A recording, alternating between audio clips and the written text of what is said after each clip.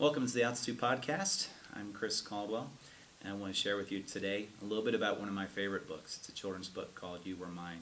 It's about this little character named Punchinello. He was what is called a Wemmick in this story.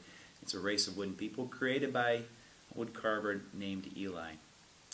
This race of Wemmicks, they went around trying to do special things, trying to earn special favors. The good Wemmicks got stars for doing things like jumping really high or giving really good speeches or being special at other things. And those that couldn't do really good things got a dot for every time they messed up.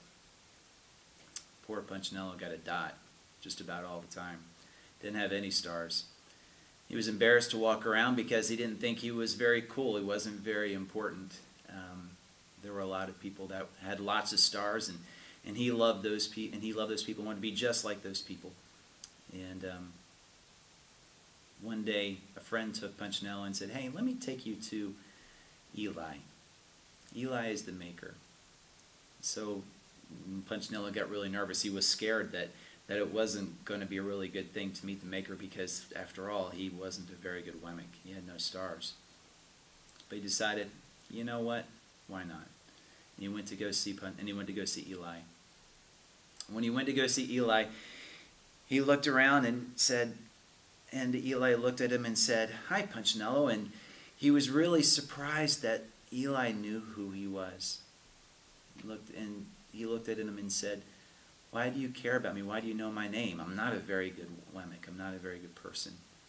I don't have any stars, just a bunch of dots." And Eli looked at him and said, "I don't care what the other people think about you. I created you. You are mine." The Bible tells us that we are fearfully and wonderfully made. It talks about in the book of Genesis how God personally formed Adam out of the dust of the earth. And how God knitted us together in our mother's womb. It's amazing to think about how much care and how much time and effort God put into us. When Punchinello said, "Why do you care about me?" and Eli said, "I don't care what the other Wemmicks think," Punchinello started to believe him. And at that point, some of the dots and some of the things that the world had heaped on him, some of the problems and some of the issues that he had, they started to fall away. Because he started to not care so much about what the rest of the world thought. He cared more about what Eli thought. What didn't happen immediately. We look at ourselves sometimes and we say, "You know what, I wish I were another foot taller. I could slam dunk the basketball." Or we say, "I wish I could sing better. I love to sing, but I'm no good." And we look at other people who get to shine in the spotlight. God doesn't call all of us to do that. The one thing that Eli looked at Punchinello and said is, he said, "You know what? I don't make junk. I don't make mistakes." It's hard for us to realize that, in spite of all our insecurities and all the things that we face on a daily basis, that God cares about us just the way we are. And he does that because that's the way he made us. It's unconditional love that God shows toward us. I was thinking about this, and I was reminded of a story of a person that I heard speak one time. His name was Devo.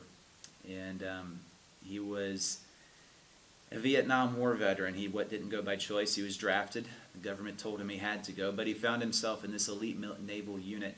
And he was in the heat of the battle, and he was to throw a grenade, and the grenade exploded in his hand, and it burned most of his body.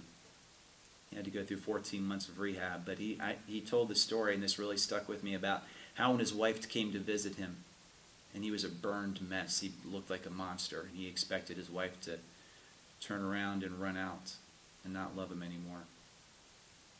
And she came in and she showed him that unconditional love. And that's who God is. It doesn't matter what our scars are.